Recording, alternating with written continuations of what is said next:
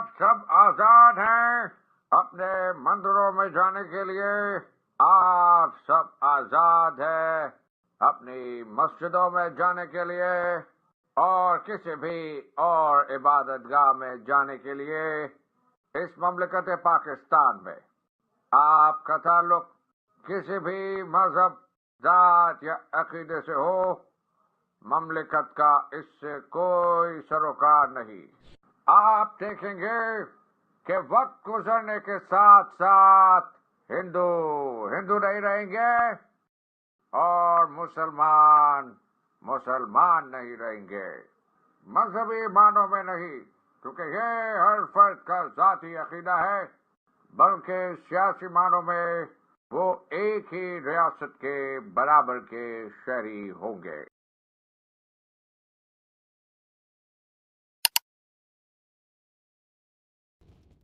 Hi. Today we'll try to understand that how can we identify the psychology of a nation, which will be Pakistan in this video essay. We will see what challenges there are that hinder us from understanding our own psyche and how can we tackle them. So, just as when we go to a clinical psychologist to get a diagnosis, the first step of assessment is history taking. Well, naturally, you might ask that why is history important? Well, without a credible history, people struggle to develop a true historical consciousness, let alone a cohesive national identity. In Pakistan, the devaluation of history for political and ideological purposes has created a fragmented sense of identity, making it difficult for diverse groups within the country to relate to a singular narrative. This ties in with C. Wright Mill's concept of sociological imagination, where he argues that individuals need to connect their personal experiences to larger historical and societal contexts to fully understand their place in the world. In Pakistan, the lack of this sociological imagination prevents many people from grasping how historical events shape their current realities. The state selective narrative discourages critical engagement with the past, leading to disconnect between personal identities and broader historical realities. Well, then, what are these realities and how do they affect us? Well, Pakistan's historical trajectory is marked by a psychologically introverted national mindset that resists critical self reflection, leading to a pervasive suspicion of both allies and enemies. This distrust can be traced back to the nation's founding, rooted in the two nation theory that oversimplified the diverse political landscape of pre partition India. Ignoring the intricate affiliations based on class, region, and ideology, instead of fostering a nuanced historical consciousness. Pakistan has been subjected to state sponsored narratives that prioritize emotive ideology over rigorous historical inquiry, and gatekeeping the bitter realities resulted in a populace largely uninformed about their own history. An example of this is the loss of Bangladesh in 1971, which dealt a severe blow to Pakistan's ideological foundation, which was predicated on the two nation theory, asserting that Muslims in the subcontinent constituted a separate nation deserving of their own state. The dismemberment of Pakistan contradicted this ideology, as it exposed the inherent contradiction within the nation narrative, highlighting that Muslims' identity alone was insufficient to a unity of diverse populace. This lack of historical understanding has contributed to an identity crisis, as the nation oscillates between myth and reality, struggling to reconcile its Islamic identity with its regional diversities. This poses a danger of its own as the ones in power easily manipulate the uneducated masses about ideologies and weaponize this against them. Instead of educating people so they can form opinions of their own and choose to critique ideologies on their own accord, are indoctrinated to follow the ones in power. For example, people here intrinsically link government with democracy. Well, democracy is a form of government, but it's not the only one. There are other forms like communism, but due to constant villainization of other forms of government by the West and decades of military dictatorship governance, coupled with restrictions on free speech and a dysfunctional education system, has stifled our ability to critically analyze these ideologies. Furthermore, Pakistan's role in the Soviet-Afghan War has complicated things even further. General Zell-Huq, the current dictator at the time, used Islam as a unifying force, portraying the conflict as a jihad or holy war against the then atheist Soviet Union, as atheism was the state religion at the time.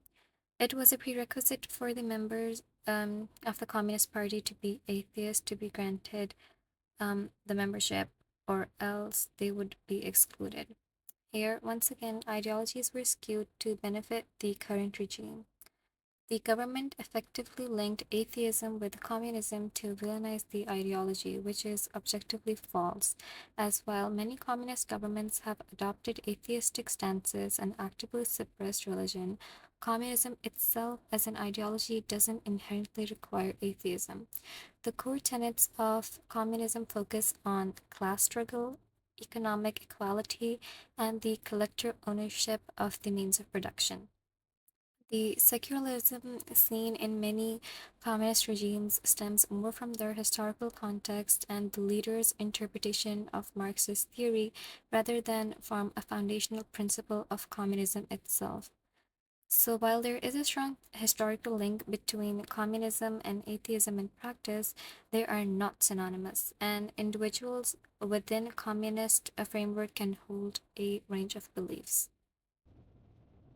So, what does this all lead to? Well, incongruence.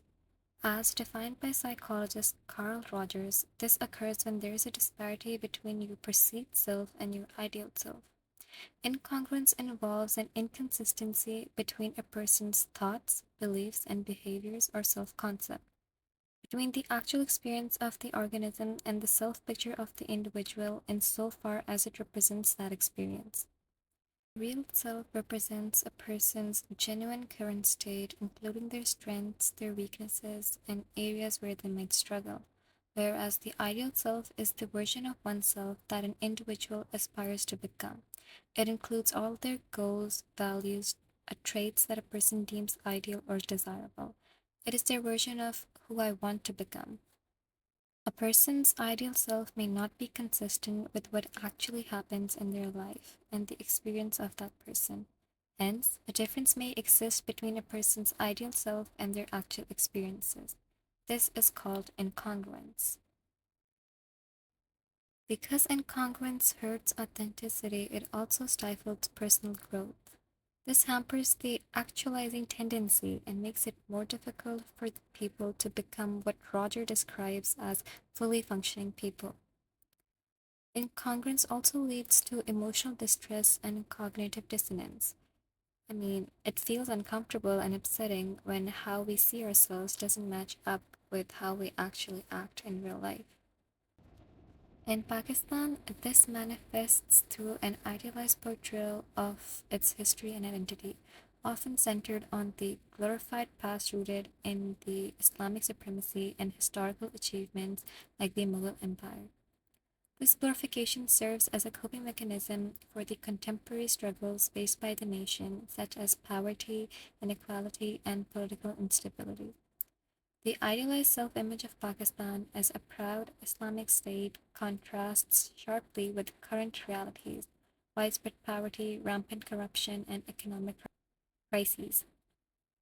The disparity creates a sense of emotional distress and cognitive dissonance amongst individuals and society as a whole, as the glorified narrative does not align with lived experiences.